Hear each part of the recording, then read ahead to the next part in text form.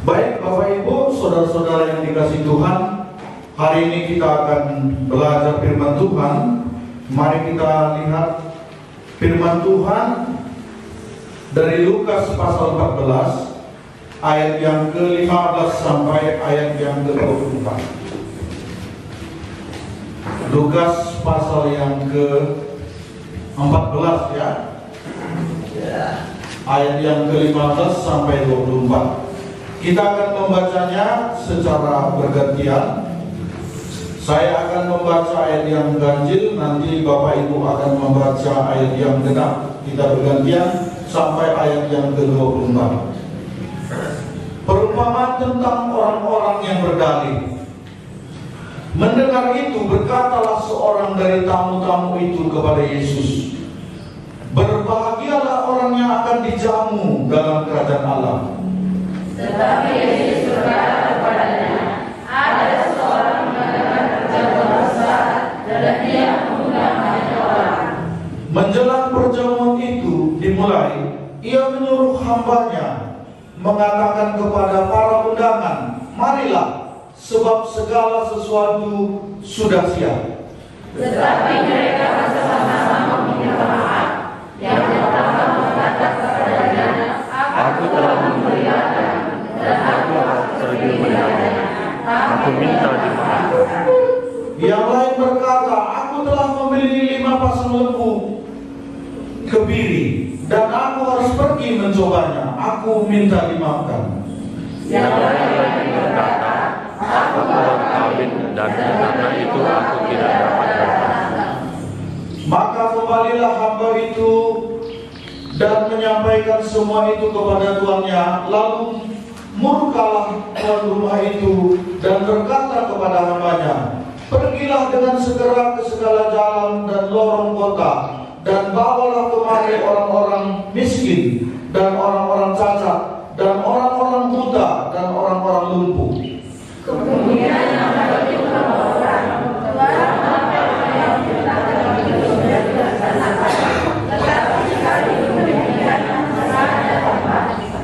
Lalu kata tuan itu kepada hambanya, "Pergilah ke semua jalan dan lintasan, dan paksalah orang-orang yang ada di situ masuk, karena rumahku harus penuh."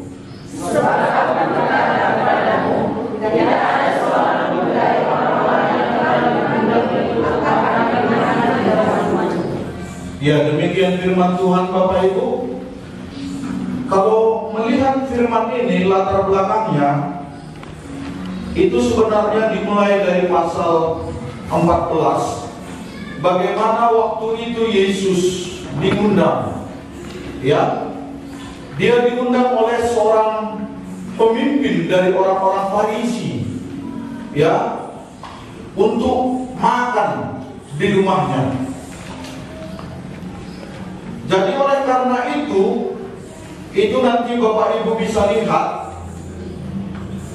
karena pasal 14 ayat 12 di sana dikatakan,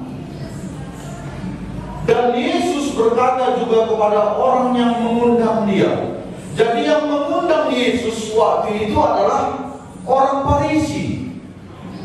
Ya, maka ketika Yesus hadir dalam undangan itu, di mana tiba-tiba datang dulu seorang yang sakit busung air. Ya, itu nanti bisa Bapak Ibu lihat pasal 14 ayat 2, maka di sana dikatakan, tiba-tiba datang seorang yang sakit busung air berdiri di hadapannya. Itu ayat 2.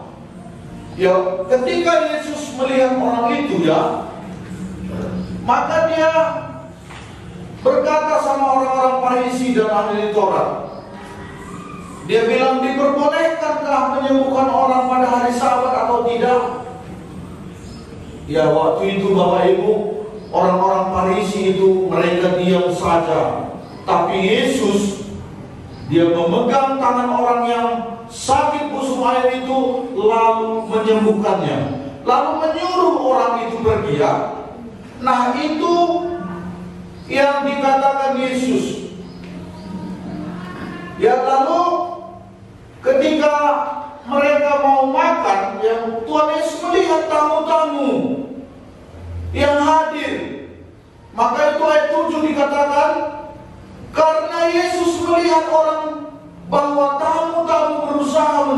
tempat terhormat, ia mengatakan suatu perumpamaan kepada mereka.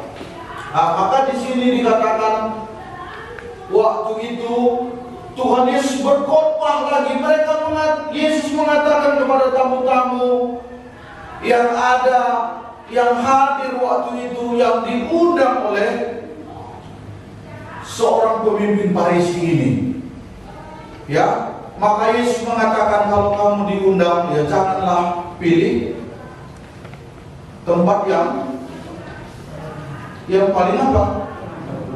Ya terhormat, karena mungkin orang yang mengundang itu sudah mengundang orang yang lain, mungkin tempat duduk itu mau dia berikan kepada orang itu.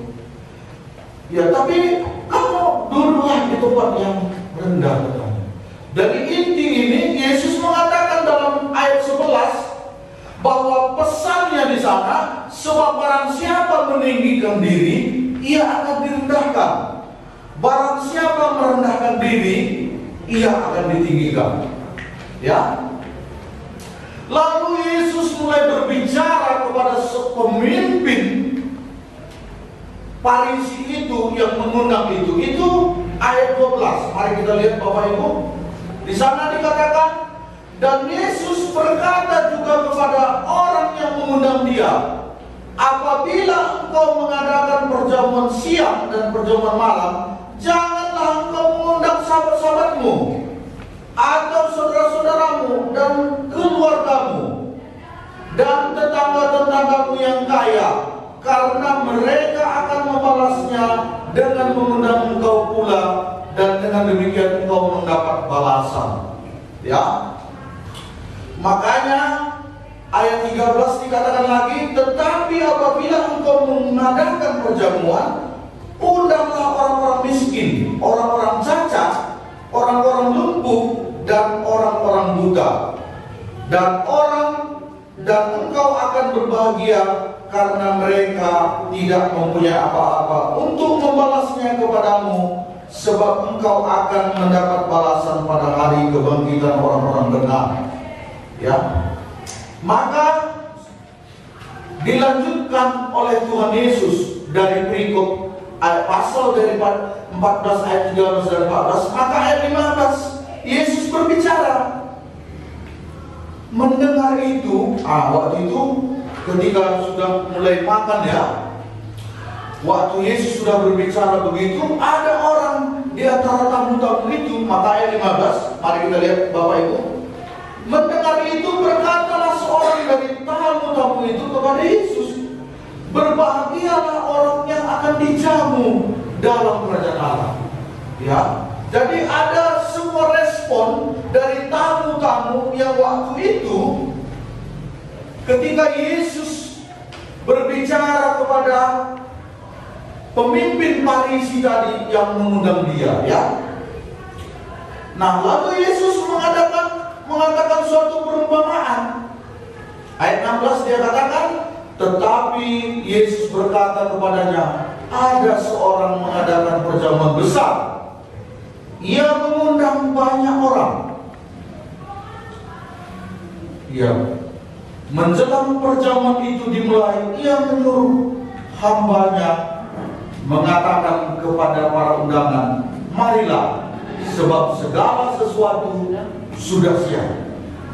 Ya, Bapak Ibu saudara-saudara yang dikasihi Tuhan,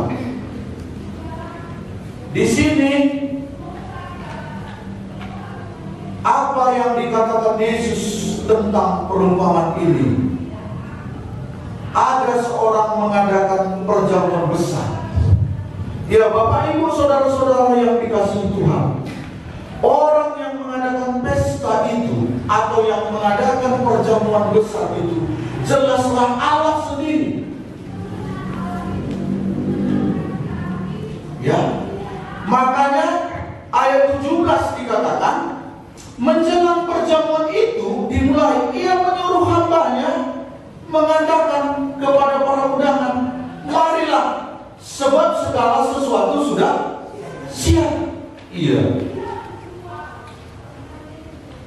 Apa maksudnya segala sesuatu sudah siap? Ya.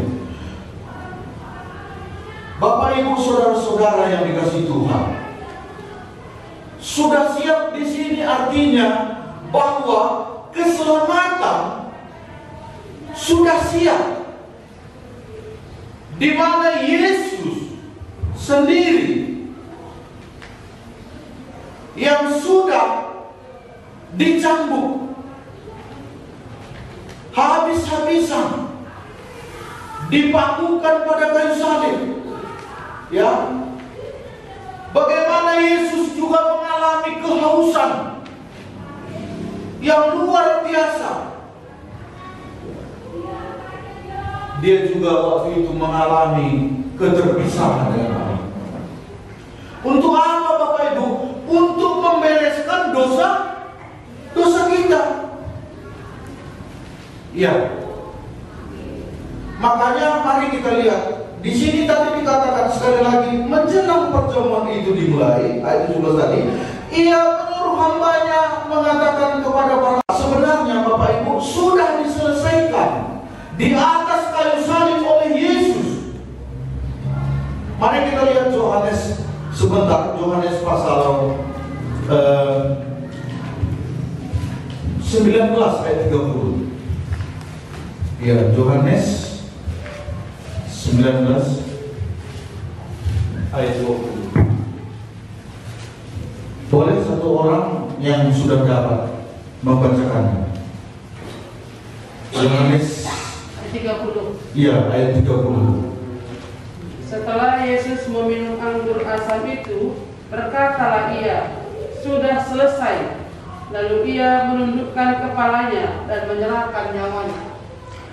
Iya. Sebab segala sesuatu sudah siap. Inilah bukti bahwa Allah, ya, di mana Yesus sudah selesai, sudah mengorbankan dirinya. Bagaimana dia ketika di atas kayu salib itu dia katakan sudah selesai. Yesus yang sudah berkorban untuk memberikan keselamatan bagi kita. Ini adalah sesuatu yang sangat penting, ya, di mana keselamatan kita sudah siap. Ya, dosa kita Bapak Ibu sudah lunas dibayar. Pengampunan dosa, pembenaran orang berdosa, ini perdamaian dengan Allah, bahkan pengangkatan menjadi anak Allah, hidup kekal, sukacita dan damai sejahtera, semuanya sudah tersedia, semua sudah siap. Makanya Yesus waktu di atas kayu salib dia katakan apa? Sudah selesai. Coba Bapak Ibu renungkan, sudah selesai. Yesus sudah mati di kayu salib. Dia sudah mengorbankan dirinya untuk saya dan Bapak Ibu. Pesta itu sudah siap, ya, disiapkan. Jadi dalam hal ini, kalau kita akan diundang ke dalam pesta itu, kita tak perlu lagi membawa piring, apalagi iya, sayur, gelas, makanan, tak perlu lagi. Yang perlu adalah apa? Bagaimana kita datang kepada undangan Tuhan itu. Ya, kalau Abang Bapak Ika tadi bersaksi bagaimana dia sudah dari kecil ke gereja, tapi keselamatan itu juga belum diperoleh. Kenapa? Karena dia belum datang kepada Yesus yang sudah mati tadi, yang sudah berkorban, di mana Allah sudah menyiapkan itu bagi manusia, ya. Ya, kita lihat respon bagaimana penolakan terhadap undangan. Ayat 18. Tetapi mereka bersama-sama meminta maaf. Yang pertama berkata kepadanya, aku telah membeli ladang dan aku harus pergi melihatnya. Aku minta dimaafkan. Ayat 19, yang lain berkata, aku telah membeli 5 pasang lembu kebiri, dan aku harus pergi mencobanya. Aku minta dimakan. Yang lain berkata, aku baru kawin, karena itu aku tidak dapat datang. Ya Bapak Ibu Saudara-saudara yang dikasihi Tuhan, perjamuan pesta sudah selesai, sudah disiapkan, tetapi ada banyak alasan-alasan orang untuk tidak mau datang kepada Yesus. Yang pertama tadi apa? Apa alasannya? Iya. Yang pertama berkata, aku telah memberi ladang. Ya, ada yang dengan sopan dia bilang, ya mohon aku dimakan. Ya, pasal 19 juga ini sopan. Yang lain berkata, aku telah membeli 5 pasang lembu kebiri, dan aku harus mencobanya. Aku minta dimakan. Ya, lalu ada juga, ya aku baru kawin, katanya. Ini yang lebih kasar ini. Ini gak bilangnya, aku minta maaf ya, aku baru kawin. Ya, yang dua tadi gimana? Sopan dia ya. Ya, jadi banyak dari orang untuk datang kepada Yesus. Kamu apa dari hidup? Datang sama Yesus. Jangan nanti kita seperti orang Farisi dan ahli Taurat ini yang datang waktu itu di perjamuan ini. Sebenarnya ini tujuannya adalah kepada orang Yahudi, yaitu orang Farisi dan ahli Taurat. Ya, mereka sudah banyak mendengar firman Tuhan, bahkan mereka ahli, banyak pengetahuannya tentang firman Tuhan. Tetapi mereka sendiri tidak mau datang kepada Yesus yang sudah berkorban di atas kayu salib. Ya Bapak Ibu Saudara-saudara yang dikasihi Tuhan ya,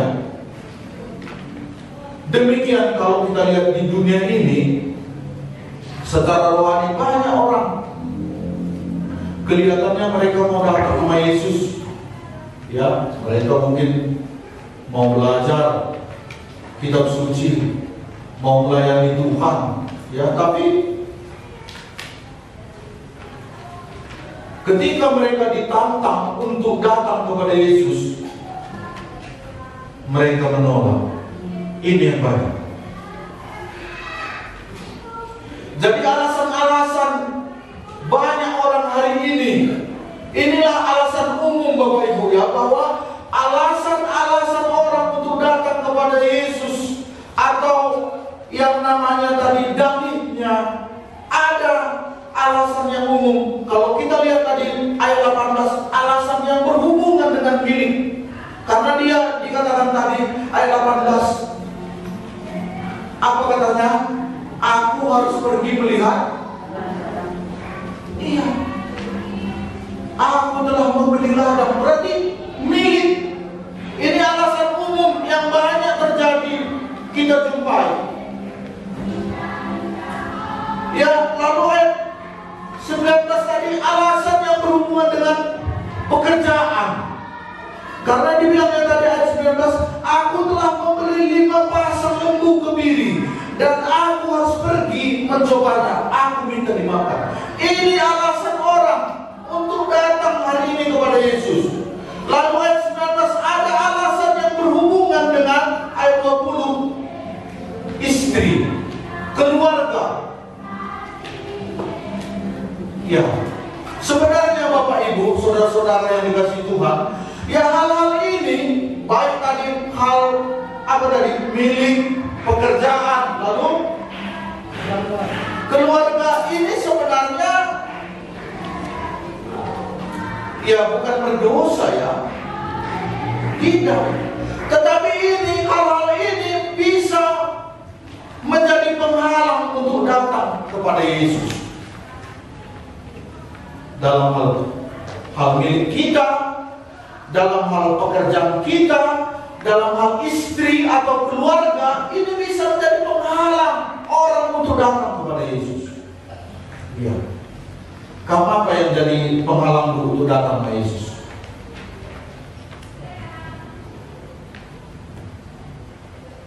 Gimana?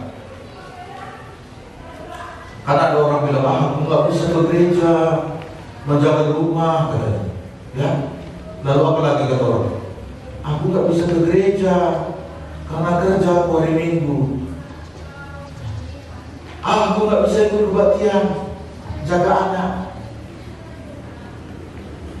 Aku nggak bisa ke gereja, sibuk kerja, nggak ada waktu untuk Tuhan. Aku nggak bisa ke gereja, nggak kasih orang tua. Ini alasan-alasan yang bagaimana? Dia bisa menghalangi. Makanya banyak dari orang hari ini datang kepada Yesus, sehingga kita lihat apa. Maka kembalilah hamba itu dan menyampaikan semua itu kepada tuannya. Lalu murkalah tuan rumah itu dan berkata kepada hambanya. Ya, jadi respon daripada pemimpin pes yang membuat perjamuan itu yang pertama adalah murka. Allah akan murka Bapak Ibu ketika Dia sudah mengundang kita untuk datang kepadanya, karena segala sesuatu sudah disiapkan. Yesus sudah mati di kayu salib, Dia sudah mengorbankan diri. Tetapi ketika kita tidak menyambut apa yang sudah disiapkan oleh Allah itu, maka murka. Maka dikatakan, lalu murkalah tuan rumah itu dan berkata kepada hambanya, pergilah dengan segera ke segala jalan dan lorong kota dan bawalah kemari orang-orang miskin dan orang-orang cacat dan orang-orang buta dan orang-orang lumpuh. Ya, di sini kita lihat bahwa Allah itu pada akhirnya akan murka kepada orang-orang yang menolak Yesus. Ya, orang yang tidak merespon keselamatan yang sudah Allah berikan itu, Tuhan akan murka. Lalu Dia akan menggantikan. Makanya Bapak Ibu, kalau kita menolak Allah, menolak Yesus yang sudah mati di kayu salib, nggak mau kita menerima Dia, maka Allah itu tidak akan diam. Dia akan menyuruh hamba-hambanya. Hamba-hamba itu siapa? Itulah hamba Tuhan pendeta, mungkin orang Kristen ketika kita diinjili. Tetapi ketika kita menolak itu, ingatlah, ya, posisi kita akan digantikan. Saya pernah ingat di Roma bagaimana ketika pohon yang cabang yang asli itu pun bagaimana Allah tidak menyayangkannya. Pernah kamu dengar itu? Apalagi cabang-cabang yang dicongkokkan itu. Artinya bagaimana umat Israel itu yang tidak mau percaya mereka adalah umat pilihan Allah, mereka tidak mau percaya kepada Tuhan, Allah tidak menyayangkan mereka. Apalagi kita, orang-orang yang bukan menjadi umat pilihan Allah itu, kalau kita tidak mau menerima, merespon panggilan Allah, pengorbanan Kristus di atas kayu salib dengan menerimanya sebagai Tuhan dan Juru Selamat, maka kita juga tidak akan disayangkan. Makanya firman Tuhan dikatakan dalam Yesaya berapa itu? Saya agak lupa ya. Yesaya, carilah Tuhan selama, ya, Yesaya 55 ayat 6. Mari kita lihat ini. Jadi undangan ketika disampaikan, kita harus meresponnya. Kalau hari ini Bapak Ibu sudah datang selalu ke gereja, mendengar firman Tuhan, belajar firman Tuhan, baik dari ibu pendeta, jangan keraskan hati kita. Terima, sambut keselamatan yang Allah sudah berikan itu. Ya, kalau tidak, ya, nanti kita lihat dulu Yesaya 55 ayat 6 tadi. Sudah nampak? Ya, mari kita baca 1-2 ayat. Carilah Tuhan selama ia berkenan ditemui. Berserulah kepadanya selama ia dekat. Ya, jangan ada dalih-dalih kita, Bapak Ibu. Seperti orang-orang ini tadi, bagaimana dia berdalih, bagaimana dia alaskan tentang lembunya, ladangnya, istrinya. Ya. Ada waktu Tuhan berkenan ditemui. Nanti ada waktunya Tuhan ketika kita mau datang kepadanya, nggak ada lagi. Ya, saya pernah dengar seorang hamba Tuhan bersaksi, sudah lama dia dulu waktu itu diinjili, tapi dia tidak mau menerima Yesus. Dia tidak mau menerima respon keselamatan yang Allah sudah beri itu. Ya, sehingga waktu dia diopname di rumah sakit, ya, hamba Tuhan itu datang lagi. Lalu dia,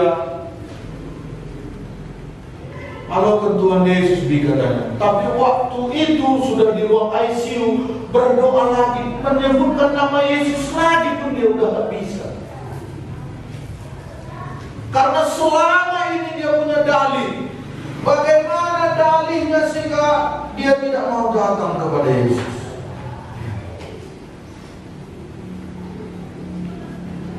Kalau dalam Ulangan pasal 24 ayat 5, ini kalau masalah kawin, ini sebenarnya nggak wajib militer ya. Mari kita lihat sebentar. Tadi ada dalilnya, aku baru kawin ya. Coba kita lihat Ulangan 24 ayat 5. Sebenarnya yang nggak boleh ke pesta perjamuan itu adalah orang kawin. Kalau ke pesta perjamuan kan gimana? Senang ya. Iya, tapi kalau wajib militer ini di dalam Ulangan dikatakan dulu orang Israel ini katanya, apabila baru saja seorang mengambil istri, janganlah ia keluar bersama-sama dengan tentara maju berperang atau dibebankan sesuatu pekerjaan. 1 tahun lamanya ia harus dibebaskan untuk keperluan rumah tangganya dan menyukakan hati perempuan yang telah diambilnya menjadi istrinya. Ya, di Israel dulu, ya, orang yang baru kawin itu wajib militer, cuman yang dibebaskan, nggak boleh berperang. Bagaimana dia harus 1 tahun? Enak ya? Jadi kalau ke perjamuan pesta kan nggak berperang ya? Kamu kira ada yang udah kalah ke pesta baru berjalan, bener kamu? Memang, malah alasan itu, oh entahlah. Tapi kalau ke pesta orang hari ini, wah bisa tiap hari, apalagi hari ini undangan banyak, tiap hari mau datang. Tapi kalau untuk Tuhan punya alasan-alasan, punya apa? Dalih-dalih. Iya. Jadi sebenarnya dalih orang yang 3 ini sebenarnya dalih apa namanya ini sebenarnya? Kalau saya lihat sebenarnya sikap orang yang kita lihat di sini sebenarnya dalihnya apa ya?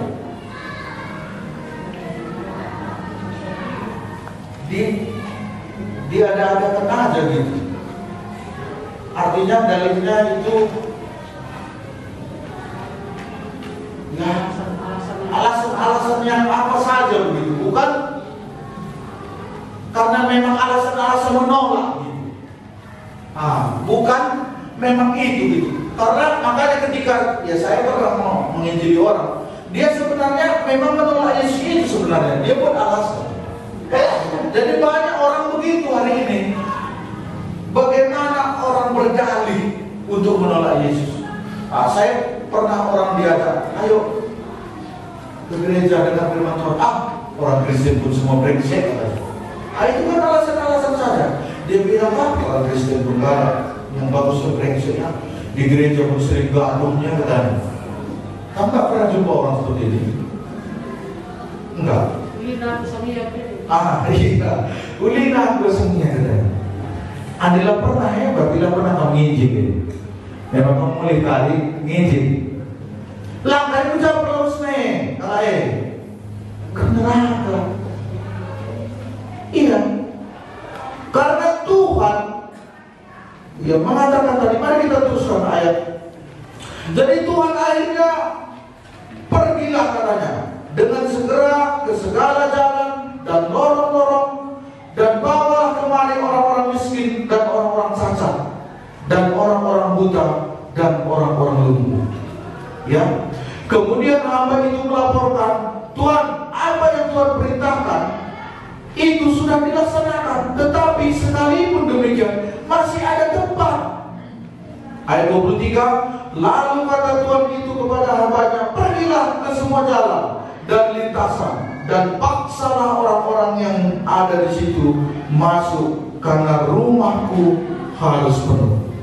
Ya Bapak Ibu saudara-saudara yang dikasihi Tuhan, seolah-olah di sini Tuhan ini bilang paksa ya.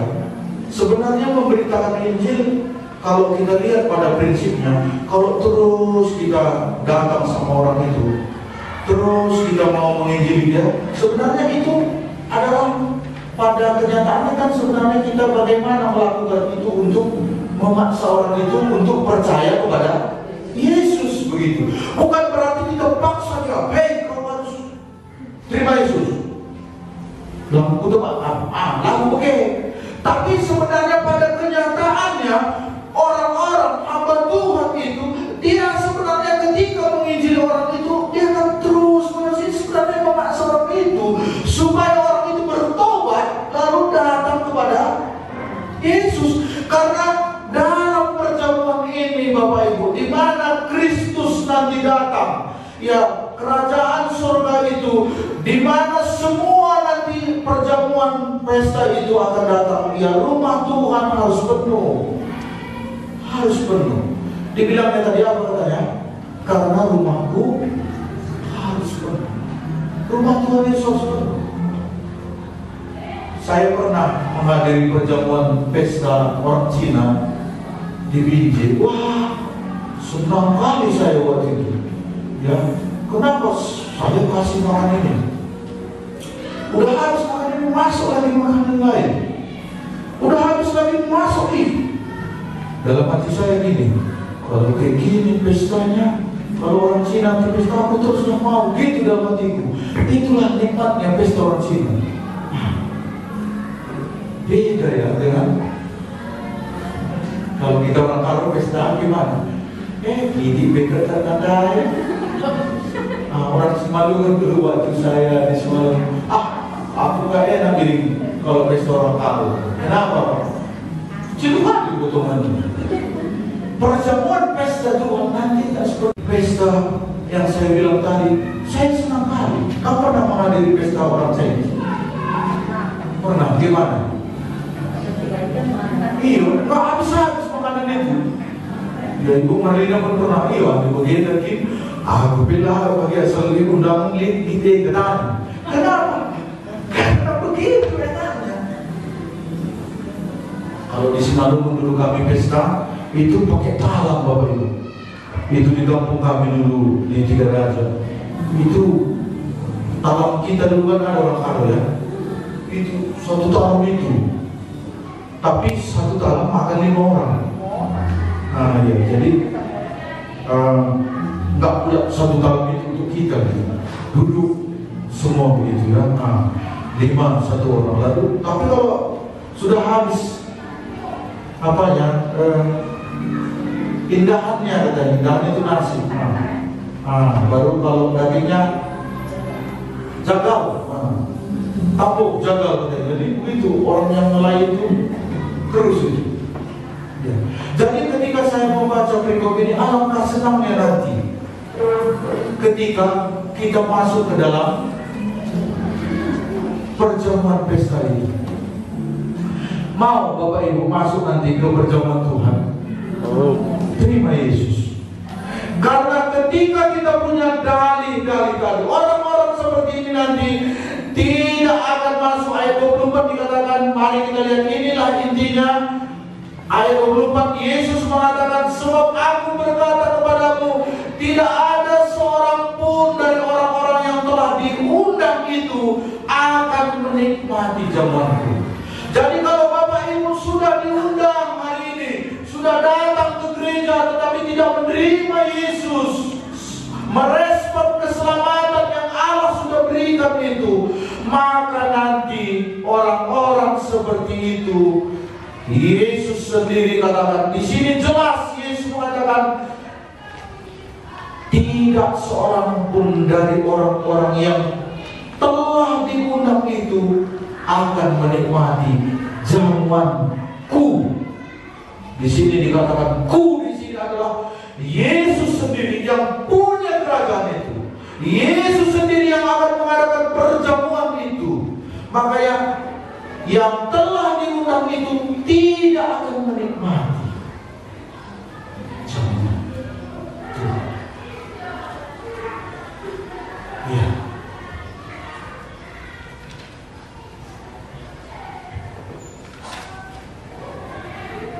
Jadi, maukah kita datang kepada Yesus dan menerima keselamatan yang sudah Yesus sediakan? Jangan tunggu waktu. Nantilah dengan dalih, dengan alasan. Karena apa? Ada waktunya Tuhan nanti tidak berkenan. Ada waktunya Tuhan nanti tidak berbicara lagi sama kita. Kalau hari ini perkenanan itu, datanglah kepada Yesus. Terimalah Dia sebagai Tuhan dan Juru Selamat di dalam hati Bapak Ibu. Jangan keraskan hati kita. Kita harus merespon undangan Tuhan. Jangan kita berdalih. Ya, Bapak Ibu sendiri yang belum terima Yesus hari ini, aku nggak tahu apa dalilnya. Tetapi kalau itu kamu teruskan, ada nanti masanya kalau kamu datang nggak mau lagi Tuhan bicara. Makanya Tuhan hari ini berbicara lagi. Jangan bikin dalih-dalih kita, alasan-alasan kita untuk merespon keselamatan Allah yang sudah sediakan lewat pengorbanan Kristus di atas kayu salib. Ya, mari kita berdoa. Tuhan Yesus, kami bersyukur bahwa perjamuan pesta itu sudah selesai. Bagaimana dulu Tuhan mengatakan sudah selesai. Tuhan sendiri sudah mengorbankan diri, mati di atas kayu salib untuk kami manusia, supaya kami merespon panggilan Tuhan kepada kami. Perjamuan sudah selesai, sudah siap. Undangan sudah juga dinyatakan. Tuhan, kalau ada dalam umat-Mu ini yang belum menerima Engkau, berbicaralah kepada, supaya tidak ada dalih-dalih mereka yang membuat mereka tidak mau merespon keselamatan yang Tuhan sudah berikan. Karena orang-orang yang seperti itu tidak akan menerima jamuan Tuhan kelak. Tuhan Yesus, berbicaralah Engkau kepada kami bahwa Tuhan ada waktunya Engkau berkenan di tempat, dan ada waktunya kami di mana kami mau datang kepada Tuhan, Tuhan tidak berkenan. Oleh karena itu firman-Mu mengatakan, carilah Tuhan selama Ia berkenan di tempat, dan beribadahlah kepada-Nya selama kehidupan. Tuhan, hamba-Mu sudah berhenti berbicara, teruskanlah firman-Mu ini. Roh Kudus menyempurnakannya kepada kami, karena hamba-Mu lemah, hina, bahkan tidak sempurna dalam menyampaikan perkataan. Terima kasih Tuhan, di dalam nama Yesus Kristus kami berdoa. Amin. Ya, kita nyanyi dulu satu lagu, mungkin ya saya serahkan sama